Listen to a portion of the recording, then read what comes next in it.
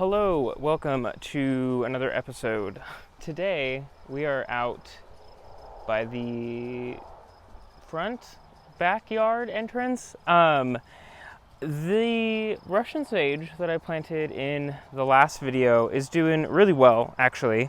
I think the chickens got in on the mulch though, so I need to fix that. So that'll get done here shortly. But they look really good. They are starting to bloom out a little bit. Like this one's getting a little bit of a bloom on it and it's looking really good, but this is not today's video. Today, what I wanted to do is this lilac, we decided that it is gonna go right here as kind of a corner filler. And so I picked up a couple things from the nursery to fill in around it so that we could kind of take from this Russian sage through this corner and then kind of tuck back into the building right here and make this a little flower bed. So that's what I'm gonna work on today. The plants that I got two of these petunias that have these really pretty little pale blue flowers. These are looking a little white. When I bought them, they were pale blue. They've been out here for a couple days, kind of getting hit with some pretty harsh sun in their nursery pots. So none of this is looking too strong, but it's all pretty vigorous growers, so I'm not totally worried. I also picked up this Victoria Blue Salvia, and it is also really pretty. So I'm excited for this. I'll show you where all of this is gonna go in a second. And then I picked up 3 of these Alaskan Shasta daisies, which are not really blooming right now, but these are really fun. So what I'm gonna do is I'm gonna set these, we're getting a little bit of wind and these Shasta daisies don't stand up very well on their own. So I'm gonna do this quickly. I'm gonna pop these Shasta daisies in kind of at the base of this pole. So those will be kind of down in the front as like a ground cover. The Shasta daisies planted in a cluster right there in between the lilac and the Russian sage. And then on this side, I've got this, which is a moon dust yarrow, which I'm really excited for. This is like one of the only types of yarrow that I like, and the nursery had it in stock, so I was really excited. I just really love the paleness of these flowers. The regular, standard, traditional, very bright yellow yarrow is not my favorite. But I think I'm gonna put this salvia, I'm gonna tuck it in behind it. And then I also picked out these 2 stones because I am gonna leave some hoses and like the utility access and stuff like that.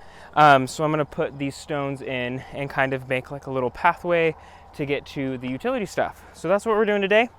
Pretty simple, pretty straightforward. I'm gonna grab my drill with the auger attachment. I'm gonna pop all of these in the ground. Eventually I'll get them on drip line. I'm not gonna do a grid pattern through here. I'll probably just do individual emitters to everything. And that will be off of the line that goes to the front porch right there. And that'll pretty much be it. I'll get some mulch in here, cover it up, and we'll be done.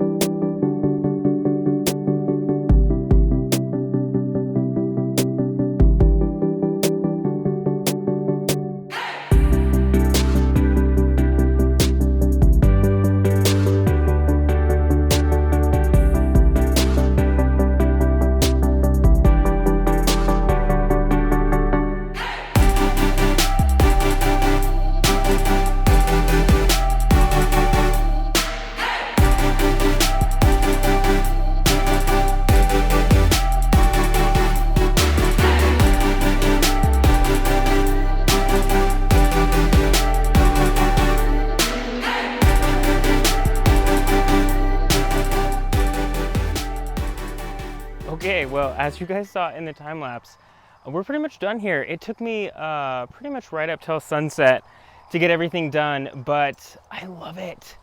I think that it looks so good. Benny's checking it out. So that was the sage that we started with. It's got its buddy right over there. But now we've got our flowers in the back, our flowers in the front right here. We've got our lilac. And then one of my actual favorite parts is this stepping path right here with the yarrow and the salvia right here flanking it. Those stones actually turned out to be a lot prettier than I thought they were gonna be. But anyway, I think this looks really good. It tidies up this corner so much. This corner, when I moved in to this house, was very messy. It had a bunch of like sprinkler heads and weeds and trash, and it was just all kinds of crazy. So it's weird to see this be like this. Eventually, I think what I wanna do here is run the bed to like this post in kind of a teardrop shape, because right at this post, the inside bed picks up right in this corner right here. And I think it would be kind of a cool like blend through the fence. But yeah, I love the way that this turned out. I did pretty much everything I needed to do in here. I didn't think I was gonna get to drip today, but I was like, duh, it's so much easier to do when you don't have mulch down. So I went ahead and did the drip. You guys probably noticed regular lines on the yarrow and the salvia and this guy. I did a snake pattern through this area right here because these are kind of like annual flowers, and I don't know if I will plant the same thing every year, but I'm really hoping that the Shasta daisies naturalize in this area around the column. And if they do, then they'll have water no matter where they naturalize. So that was kind of future-proofing. And then as far as this guy and this guy go, I also put them on drip, but I ran them off of the sprinkler, the line that goes to the sprinklers. So these guys will get watered at a different time, but everything out here is on drip now, which is so nice because this was the only spot in the yard that I was still hand watering because it was the newest spot. So now everything is on drip and it'll come on every day. On that note, I had to fix something on the front porch because my front porch is dying.